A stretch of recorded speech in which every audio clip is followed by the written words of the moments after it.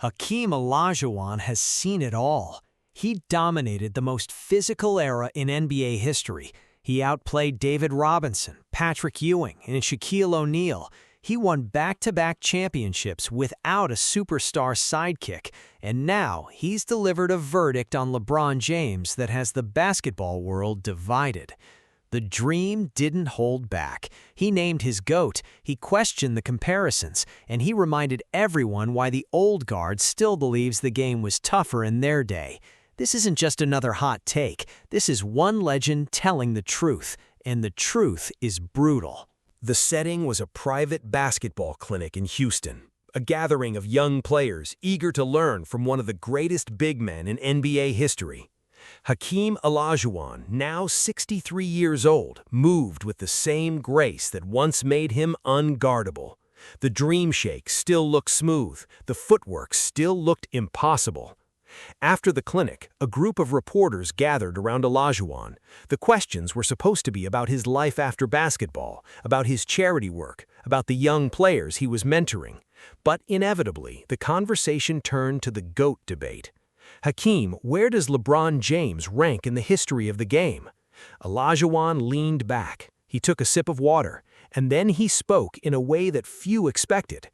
LeBron is a great player, one of the greatest. His longevity is incredible. His body is a freak of nature, and his ability to carry teams to the finals is something we may never see again. He paused. But when I hear people say he's the greatest of all time, I have to push back, because I've played against the greatest. I've competed against Michael Jordan. I've battled against Larry Bird, Magic Johnson, Isaiah Thomas, and I've never seen anyone dominate the game the way Michael did. The room went quiet.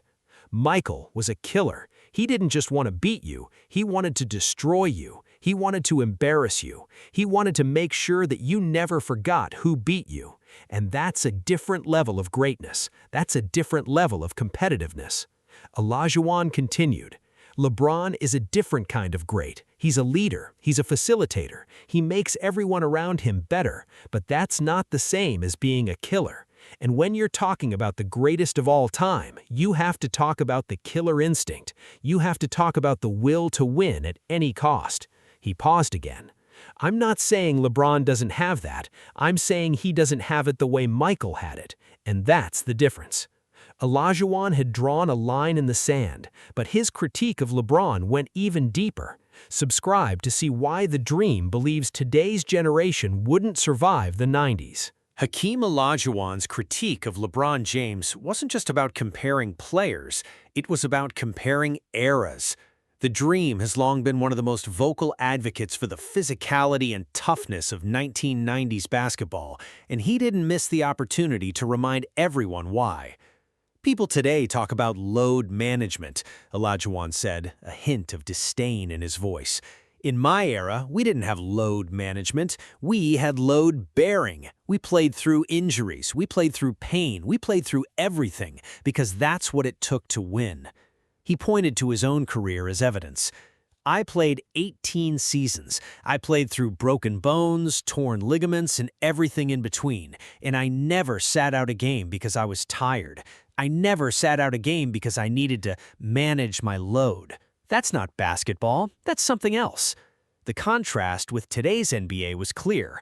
LeBron, for all his durability, has missed significant time over the past few seasons with foot, hip, and elbow injuries. He's been criticized for load management, for sitting out back-to-backs, for prioritizing longevity over availability. I'm not saying LeBron is soft. He's not. He's one of the toughest players of his generation.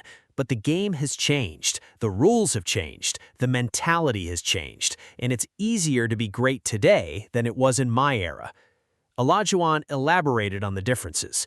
In my era, you couldn't just drive to the basket whenever you wanted. There was no freedom of movement rule. You had to earn every bucket. You had to fight through hand-checking, through hard fouls, through contact that would get you ejected today. And you had to do it without complaining. He paused. LeBron has never faced that. He's never had to worry about a 7-footer clotheslining him on a fast break. He's never had to worry about a hard foul from behind that sends him crashing into the stanchion. He's been protected his whole career, And that's not his fault. That's just the way the game has evolved. The comments were harsh, but they reflected a sentiment shared by many old-school legends. The NBA, in their view, had gone soft, and LeBron, through no fault of his own, was the beneficiary of that softness. Olajuwon had defended Michael Jordan as the ultimate killer, but he had a surprising revelation about his own rivalry with the GOAT. Subscribe to see the Dream's honest take on facing Michael Jordan in the playoffs. Hakeem Olajuwon's defense of Michael Jordan was expected. After all, he had spent his entire career in the shadow of the Bulls dynasty, winning his 2 championships during Jordan's first retirement. But what surprised many was Olajuwon's admission that Jordan was the one player he could never figure out. "I've guarded a lot of great players," Olajuwon said. "David Robinson, Patrick Ewing, Shaq, Karl Malone. I always had a plan. I always knew what I was going to do to stop them. But Michael was different." He leaned forward, his eyes distant. You couldn't plan for Michael. You couldn't scheme for him, because he would do things that didn't make sense. He would take shots that no one else would take, and he would make them, every time.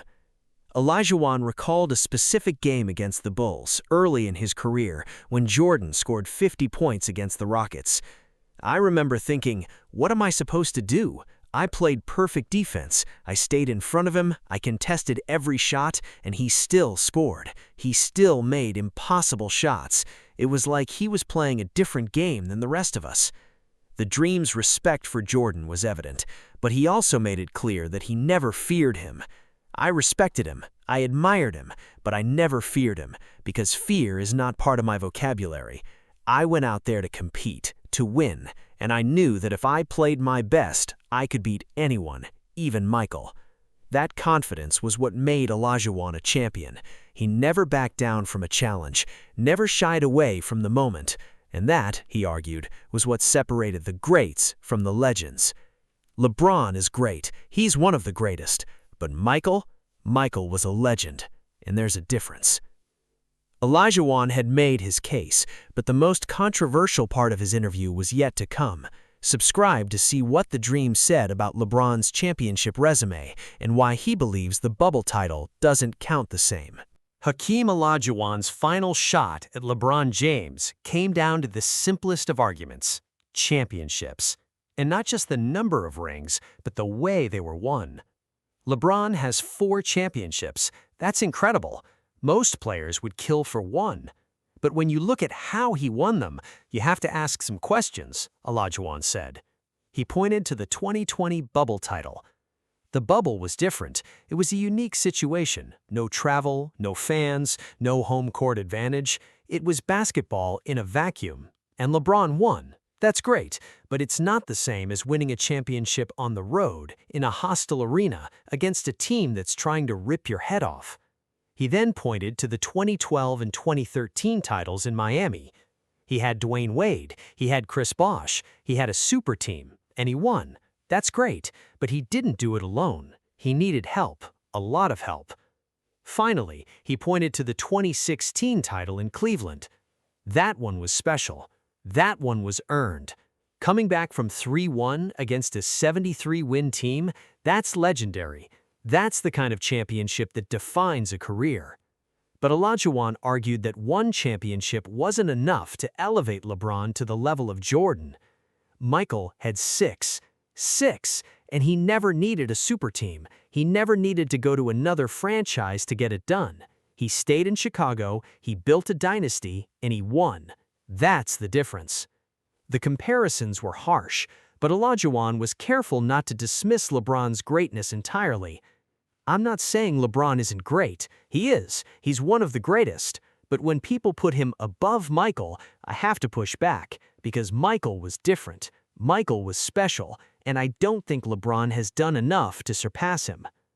Olajuwon had delivered his verdict, but the final chapter explores what this means for LeBron's legacy and whether the Dream's critique will be remembered as truth or nostalgia. Hakeem Olajuwon's comments about LeBron sparked a firestorm.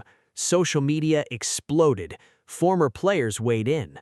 Current stars were asked for their reactions, and the debate about LeBron's legacy already a hot topic, reached a fever pitch. Olajuwon is right, one fan posted. LeBron is great, but he's not Jordan, and he's not even close. Olajuwon is wrong, another countered. LeBron has done things Jordan never did. He's been to 10 finals. He's the all-time leading scorer. He's played 23 seasons. That's greatness. They're both right, a third added. Jordan was a killer. LeBron is a leader. They're different kinds of great, and that's okay. Olajuwon, for his part, seemed unbothered by the backlash. I said what I said, I stand by it. LeBron is a great player, one of the greatest, but Michael is the greatest. And that's not a knock on LeBron, that's just reality. Conclusion. Hakeem Olajuwon delivered a brutal take on LeBron James. He questioned his killer instinct, his championships, and his place in the GOAT conversation.